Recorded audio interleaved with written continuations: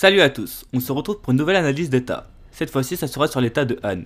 La vidéo sera plus courte que les autres analyses d'état étant donné que Han est l'un des états sur lesquels on a le moins d'informations. Et on verra d'ailleurs durant la vidéo que c'est sans doute l'état le moins intéressant de Shin. Pour ceux qui ne sont pas au courant, j'ai déjà fait une analyse d'état sur Shu, Wei et Yan. Durant une analyse d'état, je vous rappelle tout ce qu'on sait sur l'état, ainsi que sur ses généraux, et je théorise ensuite l'avenir de l'état. Tiens à rappeler que je n'ai pas lu les faits historiques de Kingdom, donc je demande à tous ceux les connaissants de ne rien confirmer ou réfuter en commentaire. Merci beaucoup. Maintenant que tout est clair, commençons. L'état de Han est situé au centre de la Chine et se love entre trois états, Shu, Qin et Wei. La capitale de Han est Shintei et son roi est Huan. On sait quasiment rien sur lui. Il n'a pas l'air d'être un mauvais roi et se rend compte que son état est faible et qu'il a besoin de se renforcer. Han est d'ailleurs considéré par les autres états comme étant le plus faible. Riboku dirait de cet état qu'il a la plus faible armée, que Qin et Shu sont les plus forts états et que Wei, Zhao, Qi et Yan sont des états moyens. Il dit ça dans le tome 17, donc certes les choses ont changé pour certains états, mais pas pour Han qui reste le maillon faible de Shin. Riboku explique ensuite quelque chose d'important sur l'état de Han, car comme je viens de le dire, c'est le plus faible état, donc pourquoi ne pas l'attaquer? La réponse est simple. Han a l'une des meilleures positions des Shin, et ça sera alors un énorme avantage pour l'état qui s'en emparera. Donc si jamais Qin attaque Han, Zhao et Wei se précipiteront pour l'aider, ce qui empêchera alors Qin de conquérir l'état. Han est un bouclier pour l'état de Wei et Zhao contre Qin. La seule solution pour Qin de prendre Han est de d'abord suffisamment affaiblir l'état de Wei et de faire une alliance avec Zhao, ou l'inverse. En tout cas, cela était valable au début du manga, car maintenant les choses ont bien changé. Car Wei est en train d'attaquer Han, mais il n'y a personne pour les défendre à part peut-être Shu. Mais on reviendra sur ça plus tard dans la vidéo. On va d'abord parler des faits d'armes et de l'armée de Han. 秦国は東に国境を接する国漢に向けて20万を超える大軍勢を出陣させた。 Pour commencer, parlons de la première fois où l'on voit Qin attaquer l'état de Han. On ne voit pas la guerre, mais on sait que c'est Mugu qui attaqua l'état, avec une armée colossale de 200 000 personnes. Il lui aura fallu seulement 6 jours pour prendre le grand château de Ku, et en moins d'un mois, il réussit à prendre 11 châteaux. On se rend alors compte que Qin est bien supérieur à l'état de Han, qui ne peut rien faire face à cette invasion. 秦国の軍は漢の城を次々と攻め落とし、連戦連勝の知らせに秦国の民も大いに沸いた。 Parlons maintenant de l'armée de Han. Il y a pour l'instant qu'un seul grand général connu dans l'état de Han, et c'est Seikai, qui est d'ailleurs décédé. Mais c'est un personnage qui aurait pu être très intéressant au vu de sa très haute connaissance du poison. Pour ceux qui auraient oublié qui est Seikai, c'est le grand général qui représentait l'état de Han durant la coalition. C'était une beauté dans le passé qui attirait même les hommes vers lui. Après ses diverses expériences avec le poison, son visage est devenu marqué de veines noires et ses yeux noirs. Kai a énormément voyagé, que ce soit encore plus loin que la tribu des Yu, au sud, ou même celle des Gyeongnu, à l'ouest, afin de pouvoir collecter toute la faune, la flore et les minéraux venimeux possibles. Il passa ensuite jour et nuit plongé dans ses recherches en mélangeant et distillant tout ce qu'il avait trouvé, afin de créer des poisons utilisables sur le champ de bataille. Ces poisons sont extrêmement puissants, comme on peut le voir durant la coalition.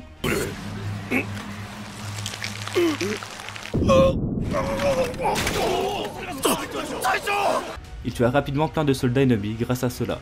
Il réussit à tuer à petit feu le grand général Shutu, grâce à l'un d'eux. Grâce à une arbalète, il tira son poison dans le QG ennemi, ce qui fit juste de la fumée à première vue. Mais au bout de quelques jours, tous les hommes qui en ont respiré trépassent. Ce poison est vraiment l'une des armes les plus fortes de Kingdom. De une, il n'y a pour l'instant aucun remède à cela, par peut-être certains hommes de Han qui l'ont. Le poison peut tuer n'importe qui, peu importe sa puissance. Il peut se lancer à assez longue distance. Tous ces facteurs font que c'est l'une des armes les plus fortes qu'il existe, surtout pour les sièges, car c'est beaucoup plus simple d'atteindre sa cible. Il serait plus dur de mettre en place ce genre de stratagème sur des plaines, même si cela reste possible.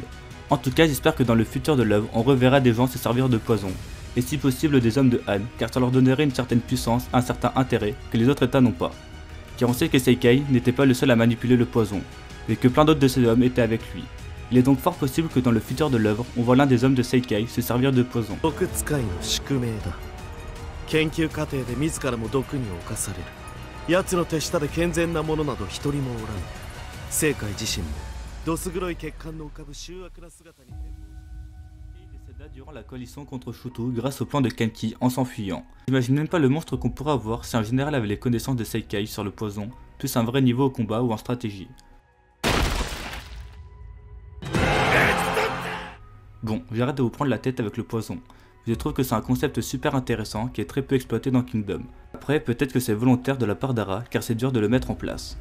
Ensuite, dans l'armée de Han, on connaît le nom de deux généraux, Raku Akan et Shuin. Il ne sait quasiment rien sur eux, excepté que Shuin est parti pour Shu pour essayer de former une alliance avec eux. Puis pour le reste des soldats et commandants, on ne sait quasiment rien. D'ailleurs, Yofu est né à Han dans la ville de Yuteki. Bon, je ne savais pas vraiment où le caler, mais j'avais envie de le mettre. Durant le montage de la vidéo, je me suis rendu compte que c'était faux et qu'il était en fait né dans la ville de Pyongyang. Maintenant qu'on a parlé de l'armée de Han, on va essayer de théoriser sur l'avenir de l'état. Mais juste avant, petit rappel. Comme on le sait, Wei est actuellement en train d'envahir l'état de Han grâce à la prise de Juko. On peut voir que l'état de Han se fait de plus en plus petit et qu'il risque de rapidement disparaître. Il avait dit au début de la vidéo que si Han se faisait attaquer, Zhao Qin réagirait. Sauf que là c'est impossible, étant donné que Qin est en alliance avec Wei, et que Zhao se concentre à fond sur leur défense, car Qin est en train de les envahir. Gou Mei dit à tout qu'il prendrait Han en 3 ans, ce qui correspond au temps de l'alliance entre Wei et Qin. Han a donc comme seule solution pour pouvoir survivre que de s'allier avec l'état de Shu, et notamment Karin. C'est le général Chuin qui a pour mission d'être le messager et d'aller proposer une alliance à Karin. Cet événement se déroule en janvier 234, et on est actuellement en 233, et on ne sait toujours pas si Karin a accepté et de comment se passe l'invasion de Han par l'état de Wei. On va donc maintenant passer aux théories et à ce qu'il va se passer. Liboku. Naruhodo. Honmono desu ne. Sono daini shogun, Karin. Pour moi, la première option serait que Shu accepte l'alliance et que Han ne tombe pas maintenant. Han représente un gros point stratégique et il serait bête de la part de Karin de le laisser à Wei. Deuxième option qui pour moi est très plausible au vu du caractère de Karin et la trahison. Je m'explique, Karin peut faire genre de s'allier avec l'état de Han ou tout simplement refuser l'offre et se mettre à les attaquer, ce qui ferait que Han se retrouverait face à 2 états bien plus puissants que lui, ce qui ne lui laisserait aucune chance. Shu et Wei auront alors juste à se partager le reste de l'état. Si la deuxième option me paraît vraiment intéressante, je pencherai plus pour la première option, car je ne vois pas trop Wei faire tomber le premier état. Je pense que Wei va bien affaiblir l'état de Han, mais que d'ici là, l'alliance Qin-Wei sera finie, et Qin se mettra alors à finir l'état de Han. Puis même si l'état de Han est faible, s'il arrive à avoir un peu d'aide de Shu, il pourrait tenir 3 ans contre Wei sans trop de difficultés, ou en tout cas de faire en sorte de ne pas se faire anéantir. Pour résumer, je pense que Wei va beaucoup affaiblir l'état de Han, et que Qin finira le travail plus tard. Han serait alors possiblement le premier état de Chine à tomber.